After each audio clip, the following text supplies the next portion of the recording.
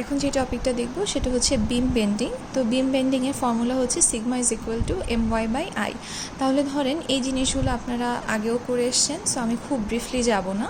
তো ধরেন এটা একটা সেকশন দেওয়া আছে, তো এখানে আমাদেরকে কি বের করতে হবে, ওয়াই বের করতে হবে। ওয়াই বের করা মানে কি, প্রতিটা ওয়াই মানে হচ্ছে এখানে নিউট্রাল এক্সিসের অবস্থানটা আমরা বের করব। তার মানে এই যে একটা আই সেকশন আছে, এখানে আমার হচ্ছে নিউট্রাল এক্সিসটা কোন বরাবর আছে সেটা আমরা বের করব। তাহলে সেটা বের করার জন্য আমাদের যেটা করতে হয় সেটা হচ্ছে ইন্ডিভিজুয়াল এলিমেন্টগুলোতে নিউট্রাল এক্সিস কোথায় আছে আগে সেটা বের করে নিতে হয়। তাহলে আমরা যদি সেটা করতে যাই তাহলে যেটা হচ্ছে সেটা দেখেন যে y1 ইকুয়াল টু কী হবে, y1 মানে এই এলিমেন্টটা, এটা যেহেতু হাইট হলো 20, তার মানে এটা নিউট্রাল এক্সিস আছে, এটা ঠিক মাঝ বরাবর মানে 10-এ। এবার যখন y2 আছে, y2 এর হাইট দেওয়া আছে 30, তার মানে এটা নিউট্রাল এক্সিসটা কোথায় আছে, তো এটা নিউট্রাল এক্সিসটা আছে হচ্ছে 300 আছে এটার হাইট, তার মানে আমরা বুঝতেছি মাঝখানে আছে। এবং আমরা নিউট্রাল এক্সিসটা বের করব সবসময় ভূমির সাপেক্ষে। তাহলে এইটা নিউট্রাল এক্সিস যদি এই বরাবরে থাকে, তাহলে এই ভূমি থেকে মানে এক্স এক্সিস থেকে এটার দূরত্ব কত, 300-র অর্ধেক 150 প্লাস 20। কারণ আমরা যখনই নিউট্রাল এক্সিস বের করব খেয়াল রাখতে হবে আমরা একদম এক্সিস থেকে বের করব। তার মানে এই জায়গা থেকে এতটুকু ডিস্টেন্স কতটুকু, 300-র অর্ধেক হচ্ছে 150, আর ভূমি থেকে আছে আরও 20 উপরে, তার মানে এই যে 170। এবার যখন আমরা y3 বের করব, এটা আছে 20, 20-এর অর্ধেক হবে 10, তার মানে এখানে আসে 300 আর 20, 320 আর 10, 330। এভাবে করে আমরা প্রতিটা ইন্ডিভিজুয়াল এলিমেন্টের জন্য নিউট্রাল এক্সিসটা বের করে নিলাম।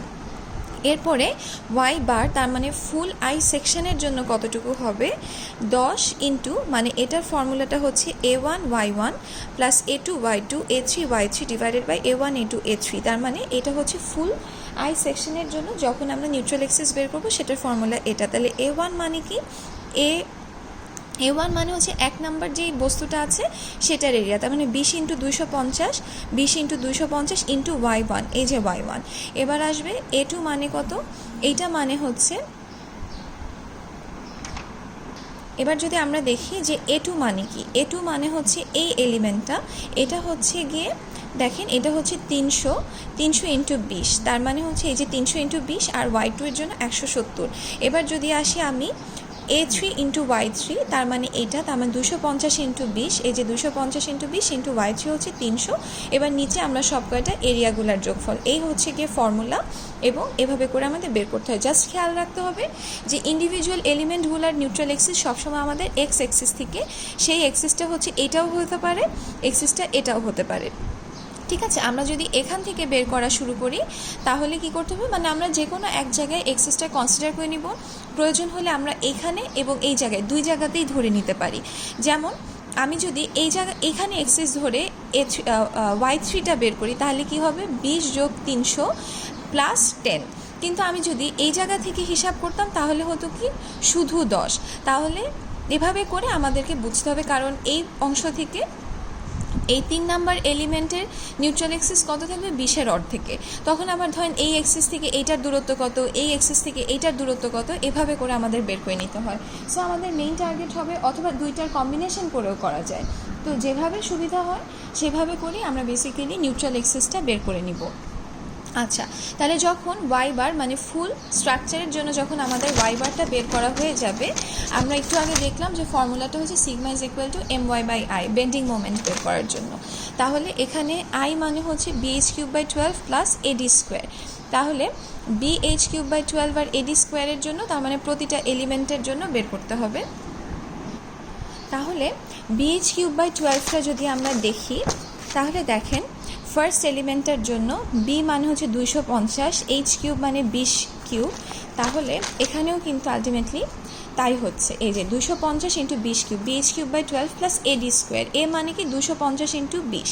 এবার ডি মানে কি, ডি হচ্ছে 170 মাইনাস 10। সেটা কোথা থেকে আসছে দেখেন, y bar minus y bar মানে 170, আর হচ্ছে y1 ছিল 10।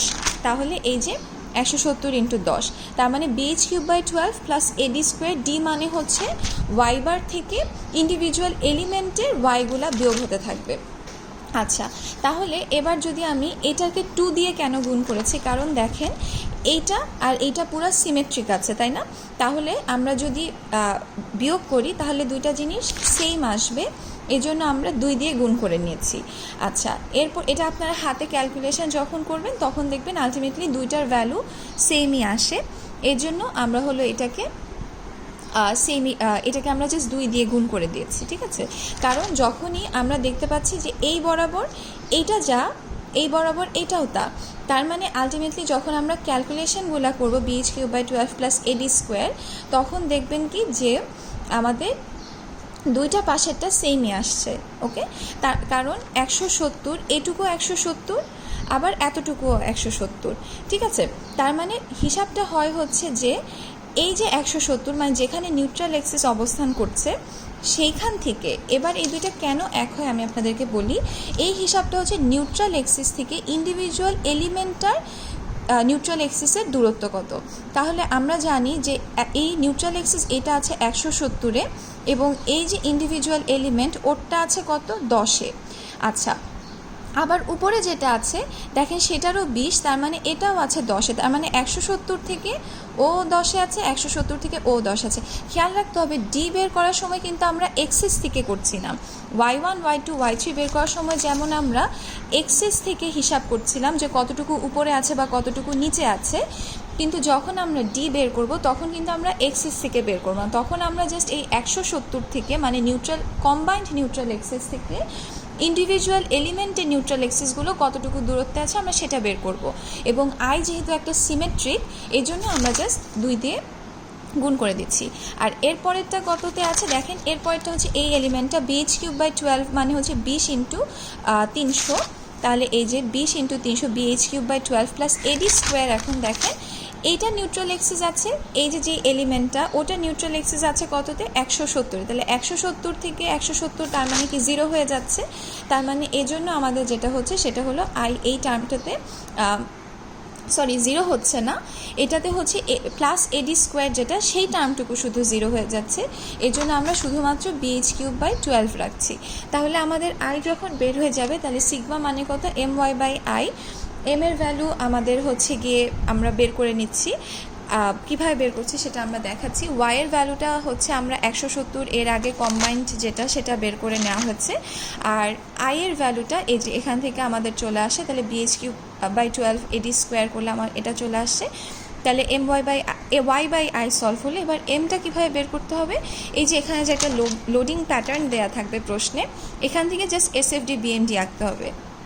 তার মানে 5 6 30 যেহেতু টোটাল লোড আমার এটা সিমেট্রিক, তার মানে এই পাশে 15 এই পাশে 15, আপনার সামেশন অফ FY করে নিলেও দেখবেন দুইটা রিয়াকশান সলভ যদি করেন তাহলেও এখানে 15ই আসবে, এটাও 15 আসবে। তাহলে SFD মানে কি, এইদিকে 15 আসবে, তারপরে এই জায়গায় আসলে জাস্ট একটা বিয়োগফল আসবে। SFD BMD কীভাবে বের করতে হয় সেটা আমরা জানি, তাহলে আসলো। আর এরপরে আমাদের যেটা করতে হবে, যেহেতু ট্রায়াঙ্গুলার লোড, তাহলে এই জায়গায় আমার মোমেন্ট কত আসবে সেটা বের করতে হবে। সেক্ষেত্রে আমরা ধরেন এই অংশটুকে যদি এক্স ধরি, 3 পরে আসবে, ধরেন এতটুকু হচ্ছে এক্স, তাহলে এটুকু কত আসবে, 6 - x।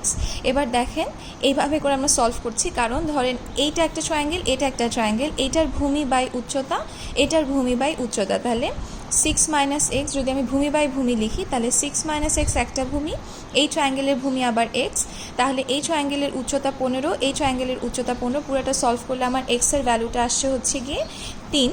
তাহলে এক্সের ভ্যালু যদি 3 হয় তাহলে 6 - x করলে এটাও 3 আসবে। তাহলে এখান থেকে আমরা হাফ ইন্টু ভূমি ইন্টু উচ্চতা করলে 22.5 পাবো। তাহলে সেই 22.5 এখানে বসায় দিলে সিগমা মানে হচ্ছে 12.7 মেগাপ্যাসকেল আসলো, কারণ আমার সব কিছু এই ইউনিটে ছিল। তাহলে বেন্ডিং মোমেন্ট বের করার সিস্টেমটা কি, বেন্ডিং মোমেন্ট বের করার জন্য আমাদেরকে যেটা করতে হবে, এরকম একটা সিমেট্রিক ধরেন কিছু থাকলো, আমাদেরকে প্রতিটা এলিমেন্টের জন্য y1 y2 y3টা আমরা বের করে নিচ্ছি। কিভাবে আমরা বের করলাম, এই যে একটা এক্সিস ধরে সেখান থেকে দূরত্ব কতটুক সেটা আমরা বের করলাম, যে এইটা ভূমি থেকে এটার দূরত্ব আসবে 10, দেন ভূমি থেকে এইটা আছে হচ্ছে 300 অর্ধেক 150, তার মানে ভূমির সাথে আরও 10 যোগ হয়ে এটা হয়ে গেল 170। আবার এইটা আছে 300 + 20 উপরে, প্লাস এই 3 নাম্বার এলিমেন্টের নিউট্রাল এক্সিসটা আছে 20-এর অর্ধেক 10-এ, তার মানে 10 + 300 + 20, তার মানে আসে 330, কারণ এই এক্সিসটা থেকে এটার দূরত্ব কততে, এটুকে। তাহলে এরপরে হচ্ছে আমরা জাস্ট ফর্মুলা করলে টোটালটার y বার পেয়ে যাব। তারপরে যখন আমাদের AD² বের করতে হবে, মানে bh³ / 12 AD², তখন BH3/12 তো আমরা বেরই করতে পারবো। AD স্কোয়ার D মানে হচ্ছে আমাদের নিউট্রাল এক্সিস থেকে ওটার ইন্ডিভিজুয়ালটার দূরত্ব কতটুকু। তাহলে আমাদের নিউট্রাল এক্সিস হচ্ছে 170, কারণ এই যে আমরা বের করেছিলাম। এবার ইন্ডিভিজুয়াল এই যে 1 নাম্বার এলিমেন্টে নিউট্রাল এক্সিস আছে 10-এ, তার মানে D মানে আমি কি বলেছি যে কম্বাইন নিউট্রাল থেকে এলিমেন্টের নিউট্রালের দূরত্ব কতটুকু। তাহলে কম্বাইন নিউট্রাল আছে 170-এ, এলিমেন্টের নিউট্রাল আছে 10-এ, তার মানে 170 × 10।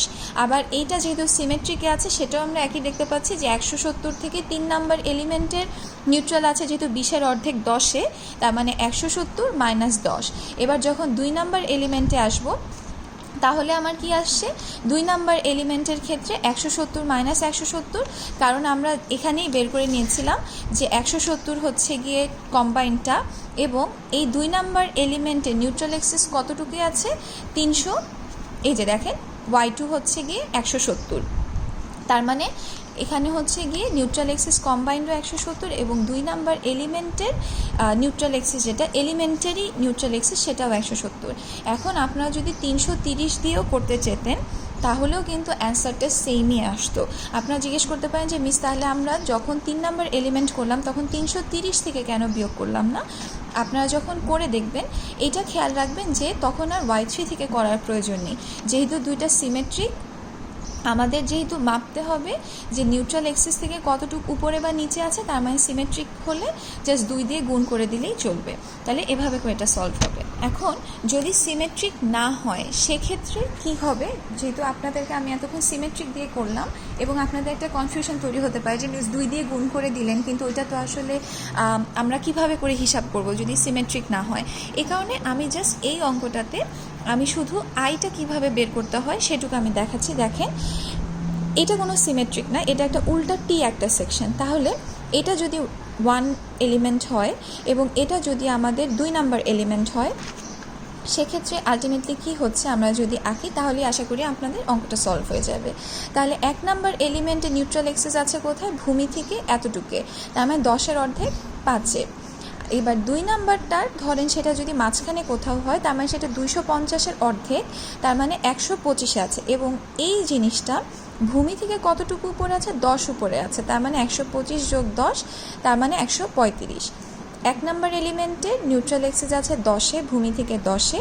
2 নাম্বারটার আছে হলো অবশ্যই এইটা হচ্ছে 2 নাম্বার এলিমেন্ট, নিউট্রাল এক্সিস আছে এটার মাঝখানে, তার মানে 125-এ, কিন্তু সেই 125 আবার হলো মানে 2 নাম্বার এলিমেন্টটা আবার ভূমি থেকে মানে এই জায়গা থেকে 10 উপরে আছে, তার মানে 125 + 10 135, তার মানে আমার এলিমেন্টারি নিউট্রাল এক্সিস বের হয়ে গেল।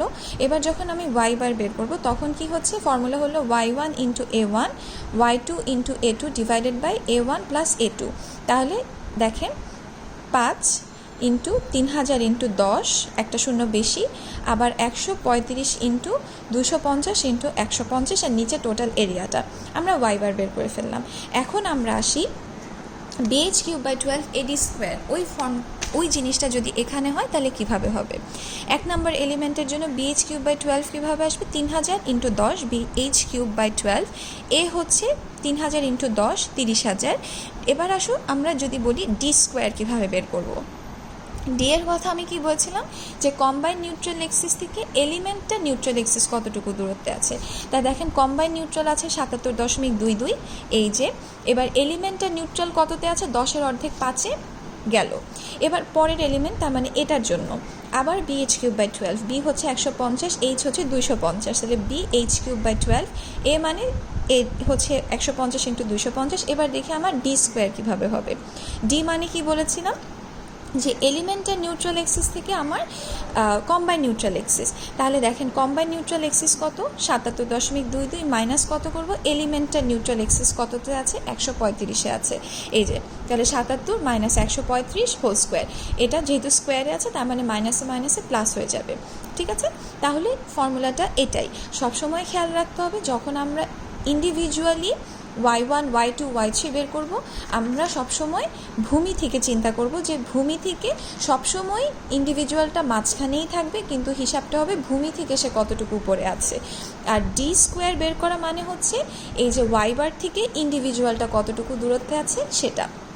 তার মানে আপনারা যদি আই সেকশন এর আগে যে অঙ্কটা ছিল ওইটাকে যদি আপনারা এভাবে করে 2 দিয়ে যদি গুণ নাও করে নিতেন, আপনারা যদি ভেঙে ভেঙেও করতেন যে আমি প্রতিবার এভাবে হচ্ছে ওয়াই বার থেকে y1 বিয়োগ করবো, আবার ওয়াই বার থেকে y2 বিয়োগ করবো, ওয়াই বার থেকে y3 বিয়োগ করে আমি ডি বের করবো, তাহলেও দেখবেন অ্যান্সারটা সেমই হবে।